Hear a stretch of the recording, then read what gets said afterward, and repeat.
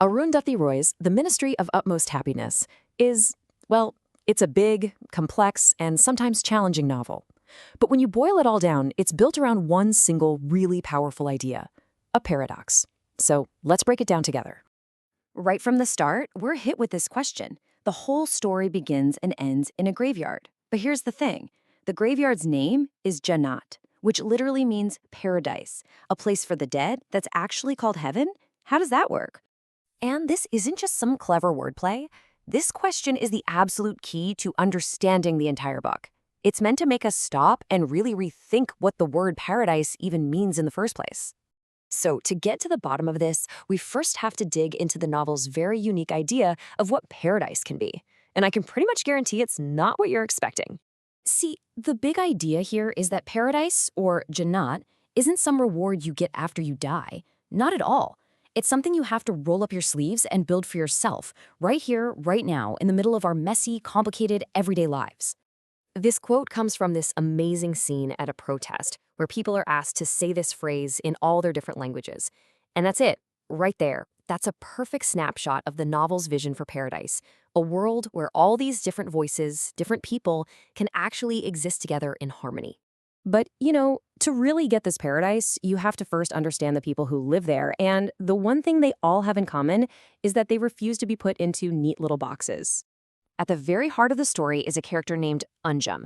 Now, Anjum is intersex, and her very existence, just by being who she is, completely challenges society's most rigid categories.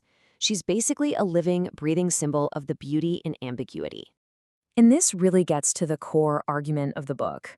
It's this powerful call to move away from these strict black and white dividers, like man versus woman, Hindu versus Muslim, or simply us versus them. Instead, it pushes us toward what it calls a radical coexistence, where you don't just tolerate difference, you actively embrace it. So why is this new kind of paradise so desperately needed? Well, because the novel shows us that the world just outside those graveyard walls is, well, it's pretty shattered. The story dives headfirst into India's rapid modernization. And it's not saying progress is bad, not at all, but it forces us to ask a really tough, really important question. Who's actually paying the price for all this development? The whole thing is shown as this massive trade-off. For every brand new gleaming highway, there are farmers who lost the land their families have worked for generations. For every giant dam lighting up a city, there are entire villages just gone, submerged underwater, their whole history washed away. So here's the bottom line.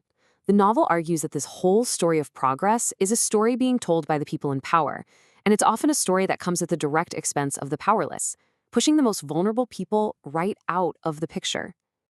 So what do you do when the world outside feels broken? When progress seems to have left you behind? Well, the novel's answer is pretty simple and pretty radical. You build your own world.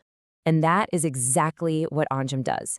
She goes into this graveyard, this forgotten, technically illegal space that nobody else wants, and she just starts building. She creates the Jannat guest house, and it becomes a real, living, breathing paradise, a safe haven for all of society's outcasts. And this new world is built on this foundation of what you could call radical inclusivity. It's like a recipe. Step 1, you find a forgotten space. Step 2, you build a home. Step 3, you invite everyone who's ever been rejected.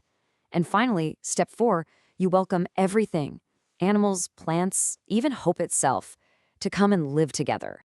So, this homemade paradise, right there among the tombstones, becomes this incredible symbol. It's a testament to resilience, a little flicker of hope in a world that feels full of despair. And it's this powerful example of what can happen when you choose to embrace difference instead of fearing it.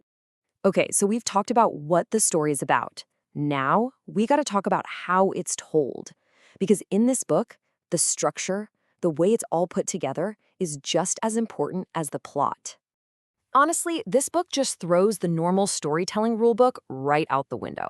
It jumps all over the place in time, it switches who's telling the story constantly, and it will literally abandon a main character for hundreds of pages at a time. It can feel really disorienting, even a little frustrating as you're reading it. But here's the thing. There is a reason for all that chaos. This quote, which comes near the end of the novel, is the key.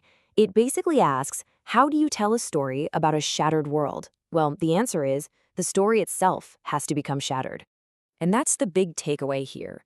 The fragmented, sometimes confusing way it's written isn't a mistake. It is the message.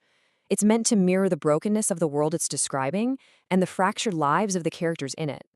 The form of the story perfectly matches its content. In the end, the novel leaves us with this really powerful thought. It basically turns its central idea into a question for all of us.